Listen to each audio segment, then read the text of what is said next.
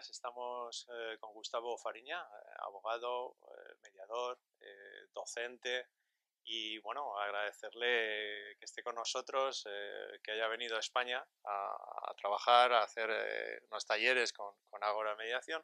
Y bueno, nadie mejor que tú para decirnos, para presentarte, para decirnos quién eres, tu trayectoria y a qué te dedicas también actualmente. Bueno, antes que nada, muchas gracias a ti, Guillermo, y a la gente de tu organización por esta oportunidad y esta invitación. La verdad que yo siempre cuando me presento digo que yo soy un abogado bastante particular y esto porque todo mi desarrollo profesional es en el campo de la resolución alternativa de conflictos, ¿no? Yo la verdad que nunca no ejercí como abogado. En Argentina sí es un requisito ser abogado para ser mediador, aunque nosotros desde la Fundación Libra, que es una fundación que integro hace muchos años, lo que hemos difundido es la interdisciplina en mediación. O sea, mediador es aquel que se entrena en técnicas y procesos de mediación más allá de su profesión de origen. Mi trabajo profesional tiene dos áreas de desempeño. Una es el ejercicio práctico de la mediación. Yo trabajo en un centro de mediación donde dirijo una experiencia en mediación penal con adultos y con menores, y soy mediador familiar también. Y como mediador prejudicial, en la Argentina hay una ley de mediación de obligación previa, donde todo proceso judicial debe pasar por una instancia previa de mediación en temas comerciales, civiles, de familia, etcétera. Así que ese es un campo importante también para mí de la práctica de la mediación. Otra área es la docencia. Hace muchos años que trabajo como docente en la Facultad de Derecho, también en la Escuela Judicial del Consejo de la Magistratura, en la Corte Suprema, dándole a jueces y a funcionarios judiciales herramientas para poder desarrollar las audiencias de conciliación que se toman no de modo intuitivo, sino realmente con una formación en teoría del conflicto, teoría de la comunicación y proceso de mediación. Y la verdad es que, bueno, amo lo que hago y si bien mi profesión de origen es la de abogado, cuando me preguntan qué es lo que hago, y yo digo soy mediador. Muy bien, sabemos que en Argentina la mediación es prejudicial.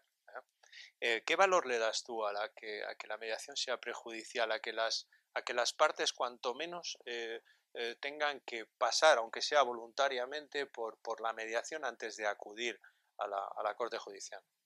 Bueno, si bien en principio dentro de Argentina hay mediación prejudicial, en algunas provincias inclusive han incluido la mediación en una etapa posterior a la traba de la litis o al inicio del proceso judicial. Yo creo que siempre lo mejor es que la mediación esté lo más alejada posible de los tribunales para evitar inclusive costos de tasa de justicia, y que puedan las partes tratar de resolver sus conflictos o manejar sus diferencias en un ámbito alejado de los tribunales. Esto no significa excluir la posibilidad de los tribunales en absoluto, ¿no? O sea, esto significa, como muchas veces se habla de la mediación, como un método alternativo de resolución de los Sí. conflictos, previo, en caso de que las partes no puedan manejar sus diferencias, ya sea negociando en una instancia de mediación, sí puedan canalizarlas a través del sistema judicial. ¿Qué ocurre si una de las partes, de hecho hay una voluntariedad clara en la mediación, puesto que es una de sus premisas? ¿Qué ocurre cuando una de las partes decide no acudir a la mediación porque como es voluntaria decide no ir? Desde el estamento judicial, ¿cómo se ve eso? En realidad esto de la mediación prejudicial, nosotros el sistema que tenemos, no participan jueces en la mediación, o sea, los mediadores son ajenos al sistema. Simplemente lo que tú tienes es que cumplimentar una instancia de mediación para después poder presentar la demanda. Así que no hay una visión, inclusive cuando una de las partes no concurre a la mediación, la verdad es que está manifestando con su ausencia su voluntad de no conversar el tema. O sea, mal podría yo obligar a las partes a que vengan forzadas y se mantengan forzadas en un proceso de mediación, porque esto va totalmente en contra de un principio de la mediación que es la voluntariedad, ¿no? Esto que estoy diciendo, y para algunos que conozcan un poquito más tal vez cómo es el sistema en Argentina, contradice un poco cómo se reguló inicialmente, porque la ley inclusive se llama Ley de Mediación Obligatoria. Sí, es verdad, la obligatoriedad es la instancia, pero lo que hacemos los mediadores entendemos que es obligatorio el citar a las partes, invitarlas a participar a un proceso, y de ahí en más, una vez que están las partes sentadas en la mediación, si no quieren continuar adelante, no podemos forzar a que lo hagan porque la verdad es que esto iría totalmente en contra de los principios de la mediación. Como vos mismo mencionaste, uno Sí, de los principales es la voluntariedad. sí. Sabes, aquí en España una de las digamos, dificultades o de la que tenemos los mediadores para trabajar, inclusive, pues sabes que aun estando ya instaurada desde el 2012, desde una ley del 5 del 2012 en España en diciembre, nosotros cuando alguien nos aborda, nos pregunta qué hacemos y le decimos que somos mediadores, la mayoría de las personas nos dicen que eres qué, ¿no? Eh, ¿Cómo habéis conseguido vosotros que en Argentina la gente, o qué tanto por ciento también de la gente, es conocedora de la mediación y de lo que es en sí misma? Bueno, la verdad es que es complejo esto y lleva su tiempo, ¿no? Lo que hubo en la Argentina que ha sido consistente en estos 20 años fue una política de Estado que mantuvo como importante el desarrollo de la mediación. Si bien en los países en Latinoamérica, en la Argentina en particular, que es el más conozco, no somos consistentes en mantener políticas de Estado y vamos 4 años para adelante con un gobierno y 4 años para atrás, si hay algo que se ha mantenido, gracias a Dios, ya que me Sí, dedico a sí, esto, sí. es el tema de la mediación. Eso ha permitido una difusión permanente desde distintas áreas, con implementación de mediación comunitaria, con implementación de mediación prejudicial en las distintas provincias, con lo cual ha mantenido latente esto de que haya programas permanentes no solo del sector privado, sino del sector público. Obviamente la gente no concurre a un instituto que no conoce, entonces para la difusión de la mediación, esas políticas municipales, nacionales, sumadas a las ONG, que como en el caso de ustedes están haciendo mucha difusión, ha sido lo que permitió en gran medida que muchas personas conozcan de mediación. Por otra parte, la verdad que hemos tenido que superar muchas vallas o dificultades que son comunes a la mayoría de los países donde se implementa de la mediación. Una de las vallas que hemos tenido que superar ha sido la del propio sistema judicial, de los jueces y de los colegios de abogados. ¿Por qué los jueces? Porque la verdad que por más que muchos jueces no lo digan, históricamente los jueces han entendido que la órbita de resolución de los conflictos era su juzgado, ¿no? Sí, Entonces no les gustaba demasiado esto de que viniera alguien que interviniera en el conflicto. Claramente la intervención de un mediador no tiene absolutamente nada que ver con la intervención jurisdiccional de un funcionario judicial que decide. El mediador facilita, ayuda a la conversación, el diálogo entre las partes para que pueda sostenerlos y pueda ayudarlos a mantener la conversación y el tratamiento de las cuestiones que ellos necesitan. El otro aspecto es el de los colegios de abogados. Y acá sí me detengo un poquito porque esto, y con razón, ha llevado su tiempo para que los colegios de abogados puedan entender que esta es una herramienta útil. ¿Qué ha ocurrido? Históricamente a los abogados nos han formado para litigar. En la mayoría de las universidades, hasta no hace, entiendo en España es así, en sí, muchos sí, países también, exacto, no hay exacto. materias vinculadas con resolución alternativa de disputas. Yo diría que ninguna. Ok, Yo diría que ninguna. entonces vos compartirás que si a un abogado lo forman para litigar, de algún modo vea a un método que muchas veces evita el inicio de un juicio como algo que le puede ser adverso a sus intereses. Entonces, los colegios de abogados en Argentina y en muchos países de Latinoamérica que han un poco seguido los pasos que se dieron allí, han visto con malos ojos esto. La verdad es que la mediación no solo no atenta contra los intereses de los abogados, sino que en la práctica es un recurso que los abogados utilizan para canalizar los conflictos de sus patrocinados a un bajo costo. Yo siempre digo, si un abogado hace el promedio de lo que cobra de honorarios de un juicio regular o de los que están llenos los tribunales y divide ese honorario en el tiempo que invirtió yendo al tribunal, en el tiempo que invirtió confeccionando los escritos, en el tiempo que invirtió atendiendo por teléfono a su cliente, no sé si nos llega a la conclusión de que no es que es antieconómico ejercer Ya, la sí, sí, profesión, sí. ¿no? Y hay una estadística que grafica esto muy claramente. En el año 1996, un día antes del inicio de la mediación obligatoria, o sea, con lo cual al día siguiente los abogados tenían que pasar por mediación antes de Sí, iniciar el juicio, fue récord histórico de la presentación de demandas judiciales en el sí, fuero civil. Un año y medio, 2 años después del inicio de la mediación, había prácticamente un 40 o 50% más de solicitudes de mediaciones que antes del inicio de la mediación, inicio de juicios. ¿Qué implica esto? que los abogados encontraron un lugar para canalizar o para buscar los conflictos que estaban manejando, que tenían de sus representados, y muchas veces se buscó a la mediación no como un paso previo para iniciar el juicio como un tema formal. Muchas mediaciones se inician simplemente para intentar buscar un diálogo, un espacio de conversación con la otra parte, porque ya inclusive de antemano las partes y sus abogados saben que ese caso no justifica el inicio de una acción judicial. Así que claramente la mediación en muchos países se ha convertido en un espacio para que los abogados puedan utilizar dentro de su ejercicio profesional, al punto que la mayoría de los colegios de abogados hoy tienen centros de mediación y hasta programas donde capacitan ellos mismos a sus matriculados. Sí, además de Argentina, en Latinoamérica, que la verdad es para nosotros, a pesar de la hermandad que debería existir, ¿verdad? Existe para nosotros un desconocimiento bastante importante en cuanto a la implantación de la mediación en estos países, ¿no? Tú que viajas y que medias en diferentes países de Latinoamérica, ¿cómo la ves tú allí? ¿Cómo ha ido digamos, extendiéndose este germen, si lo podemos llamar así, en otros países fuera de Argentina, que fue, digamos, que la cuna en realidad en Latinoamérica de la mediación, ¿no? Ok. La verdad es que la experiencia argentina, con sus aciertos y con sus errores, ha sido muy importante para países hermanos, eh, porque fue el primer país donde estableció que la regla es que todo va a mediación, ¿no? Obviamente yo puedo criticar un montón de cosas, pero esto fue lo que ocurrió.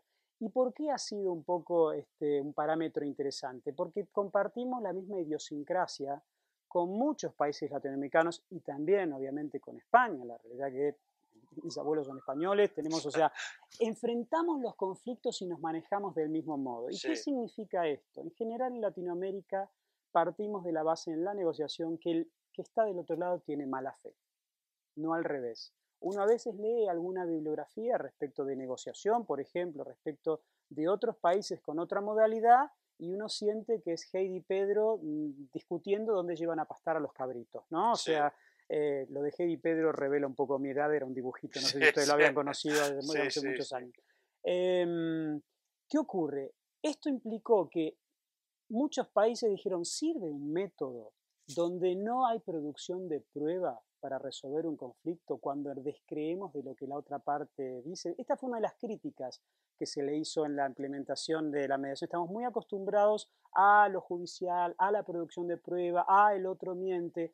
Y la verdad es que sí, con sus adaptaciones, porque finalmente en la mediación lo que permitimos va mucho más allá de probar, de hablar de la verdad o no. Si las partes quieren determinar quién dice la verdad y quién no la dice, bueno, si eso es lo que realmente les importa, tal vez será otro lugar donde deban recurrir. La mediación no es la panacea, ni es la solución, ni es el método para resolver absolutamente todos los problemas. Muchas Exacto, veces sí, puede es haber así. personas que por una cuestión de no perjudicar sus derechos o por un desbalance de poder muy fuerte que sienten frente a la otra parte, requieran de algún otro tipo de mecanismo. Ahora, esto que estoy comentando de la idiosincrasia ha generado que en muchos países se hayan dado cuenta de que es posible trabajar con un método donde no hay producción de prueba porque lo que vamos a trabajar es algo diferente. La gran diferencia del tratamiento del conflicto en mediación que con relación a un proceso judicial es que el conflicto en un proceso judicial se aleja cada vez más de lo que las partes verdaderamente quieren y necesitan. Cuando un abogado escucha a su cliente, lo que tiene que hacer es convertir ese reclamo en algo que tenga cabida en el sistema judicial. Y cuando la otra parte contesta la demanda, no va a decir lo que verdaderamente le gustaría decir a esta persona, sino que se va a defender a través de su abogado, con lo cual esta construcción se aleja cada vez más del tipo de conversación que entre las partes podrían mantener. Por ejemplo, ¿cuántas veces hemos escuchado personas, por ejemplo, en un tema de familia, en un tema entre vecinos, en un tema societario, dicen, no, no, yo quiero que me mire a los ojos y que me diga a mí si eso que dice es verdad? ¿Qué pasaría en un proceso judicial? Una audiencia? La abogado dice, no, no, eso no es importante. Acá estamos para hablar de lo que está escrito y de los papeles y lo que verdaderamente es importante para la gente en los conflictos y lo que verdaderamente puede empezar a componer ese diálogo que ha sido truncado es que la gente pueda hablar de lo que a ellos realmente les pasa y les importa. Gustavo, Me gustaría preguntarte acerca de la labor educacional que se ha podido hacer en Argentina, que nosotros creo que todavía tenemos un gran trabajo, una gran labor desde los chiquititos, desde los niños, para poder que aprendan a resolver sus conflictos sin tener que llegar a la violencia o a tener que ir a un juicio, ¿no? ¿Qué se está haciendo en Argentina en ese aspecto? Bueno, la verdad es que todavía no demasiado. Si bien hay programas, se ha hecho mucho menos que lo que se ha hecho desde arriba, imponiendo la mediación como mediación obligatoria y programas ya directamente para adultos, ¿no?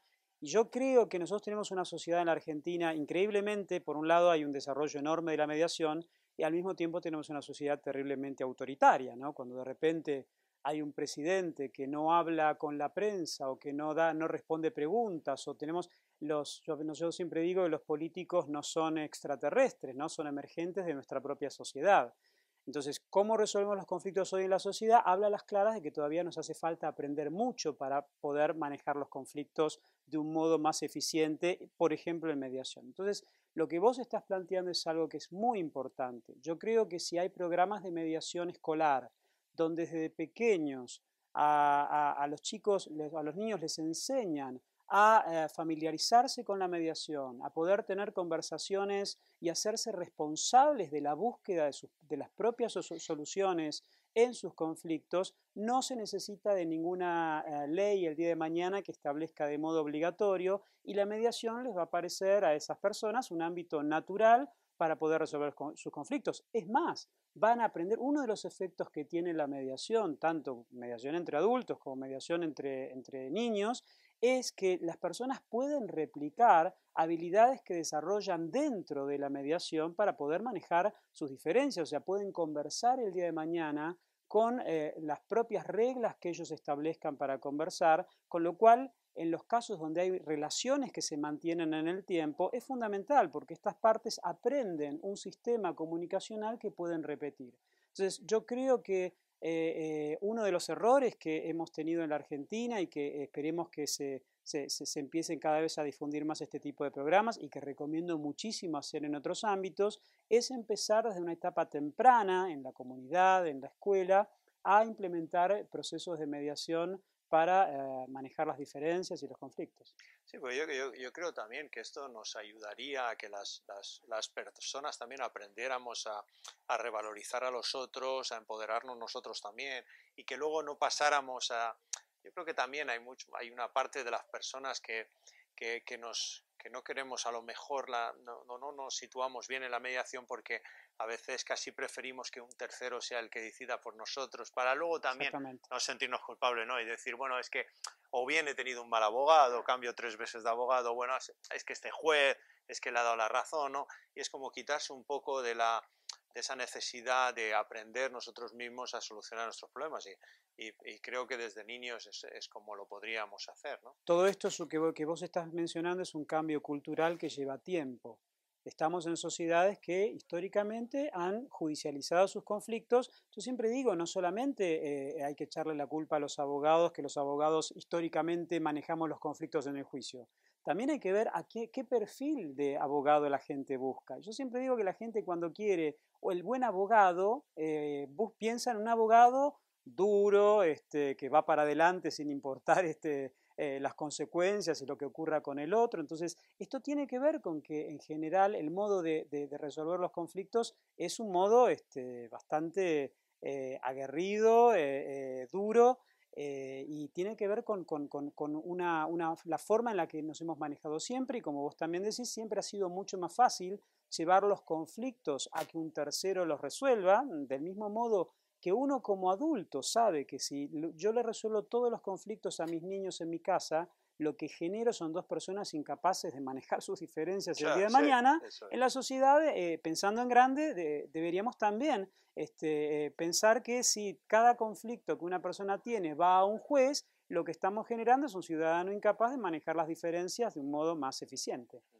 Hay un ámbito de la mediación que ahora mismo, por ejemplo, a mí me está ilusionando trabajar en ella, y creo que a muchos mediadores es el mundo de la empresa, ¿eh?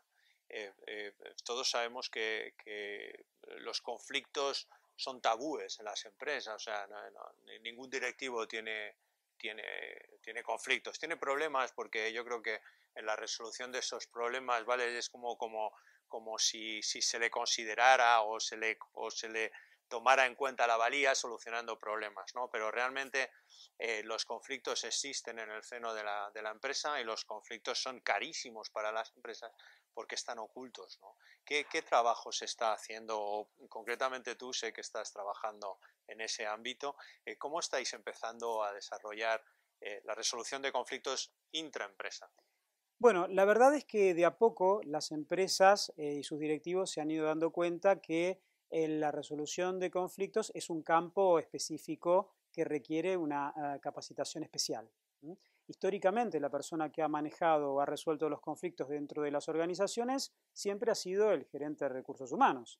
No necesariamente con capacitación específica en la resolución de problemas, simplemente porque es la persona que se encarga de manejar las relaciones entre los empleados, ¿no? La verdad que esto está empezando a cambiar.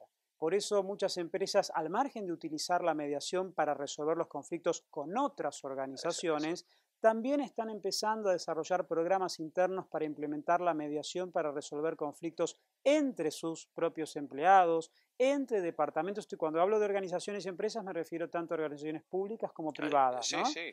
Hospitales públicos, administración pública, o empresas multinacionales, pymes, por ejemplo, las pymes, y en particular las pymes familiares. Es fundamental cómo ellos manejen los conflictos, porque una pyme familiar, lo que está en juego no son solamente aspectos patrimoniales o societarios, es la relación y los vínculos familiares que pueden ser deteriorados de por vida, ¿no? De hecho, muchas veces lo que genera más conflicto es ese vínculo familiar que tal vez el aspecto comercial. Lo que están también desarrollando estas organizaciones son programas de capacitación interna para adquirir herramientas para manejar más eficientemente, no llegando a la mediación, no me estoy refiriendo a la intervención de un tercero, a tener habilidades comunicacionales. Quizás trabajar en las habilidades directivas con las miras puestas en herramientas de mediación para que el directivo también genere diálogo, comunicación en sus equipos, sepa trabajarlo, sepa cómo... Este directivo... También es bueno el conflicto en las empresas, ¿verdad? Yo creo que el directivo que genera una parte de conflicto en sus equipos para que surjan ideas, para que se pueda trabajar, ¿verdad? Con un control evidentemente importante para que no se le pueda ir de las manos, ¿verdad? Pues yo creo que se puede trabajar ahí también, claro, en ese campo, ¿no? Ese ámbito lo que vos decís es importantísimo, esto es decir, también es bueno un poco de conflicto. No solo es bueno, es normal, es imposible. Casi, ¿no? Bueno, podemos empezar a hablar de teoría del conflicto, pero la verdad que el conflicto es inherente al ser humano, no podemos no tener conflictos. Ahora, lo increíble, a mí me ha pasado, y lo cuento como anécdota, en una empresa multinacional muy importante en Argentina que había presentado un programa de capacitación, que me dijeron: Gustavo, excelente, vamos a empezar con esto, lo único que le pido es que cambiemos la palabrita conflicto, porque en esta empresa no hay conflictos. No. El terror a mencionar como si esto fuese no profesional, que ocurrieran conflictos o que la cabeza de alguien estuviera en juego, ¿no? O rodara porque hubiera un conflicto dentro de la empresa. Después me enteré por qué no querían mencionar los conflictos. Estaban peleados a muerte entre los departamentos de esta organización, que competían por clientes entre estos mismos departamentos. Entonces esto es, como yo a veces digo, es levantar la alfombra y meter la tierra y la suciedad bajo la alfombra, ¿no? O sea, claramente los conflictos ocurren, es bueno, es natural que esto ocurra. El problema no es tener conflictos. El tema es qué hacemos frente al conflicto, qué herramientas tenemos, cómo lo manejamos, ¿no? Claramente, yo siempre digo que si yo la única herramienta que tengo es un martillo, voy a tener tendencia a ver todo como clavo, ¿no? O sea, si yo no tengo herramientas comunicacionales y frente a los conflictos lo único que hago es impartir decisiones y acá se hace lo que yo digo, y la verdad es que vamos a tener productos muy pobres en lo que tienen que ver y peligrosos en lo que tiene que ver con cómo se están manejando esas diferencias. Ahora, si realmente yo estoy capacitado como un director o como alguien a cargo del personal para manejar las diferencias entre las partes, para facilitar conversaciones, o inclusive capacito al personal para prevenir el surgimiento de los conflictos, también. claramente vamos a tener un ambiente de trabajo mucho más adecuado, esto va a repercutir en una mejor producción y en una calidad en el servicio que se preste. Y un mejor margen bruto de aportación comercial, eso Por está supuesto. claro, más beneficio, ¿no? Muy bien, Gustavo, muchas gracias, pero para acabar me gustaría que me dijeras, yo sé que no conoces a nuestro país de vacaciones y de referencia, porque nosotros vamos a Argentina, hablas con nosotros y también sabes de la mediación en España, pero ¿qué nos recomendarías tú desde la experiencia argentina de 20 o 20 y tantos años ya? Y sobre todo con tu background, ¿no? ¿Qué nos recomendarías? ¿Qué nos dirías para que nosotros pusiéramos en marcha que fuéramos capaces de, en España, llegar con el tiempo, evidentemente, o acortando ese espacio de tiempo, llegar a que la mediación sea por lo menos tan conocida como en Argentina? Yo lo único que podría decir, la verdad es que no me gusta dar consejos, no soy quien para darlos, pero sí algo que tal vez ha ocurrido en otros países es, la mediación es un retoño que es incipiente, ¿no? Protegerlo, cuidarlo. El modo de cuidar la mediación es que los mediadores puedan capacitarse adecuadamente, desempeñar el trabajo lo más seriamente posible, porque ¿qué ocurre? No es fácil mediar. Parece sencillo, pero es muy difícil. Porque hay que ser neutral, porque la tendencia que todos los seres humanos tenemos es a opinar, es a dar consejo. Entonces, lo que ocurre muchas veces en muchos países es que se empieza a mediar y se termina convirtiendo a la mediación en un proceso burocrático, donde las partes van a un tercero y el tercero les dice lo que mejor les parece.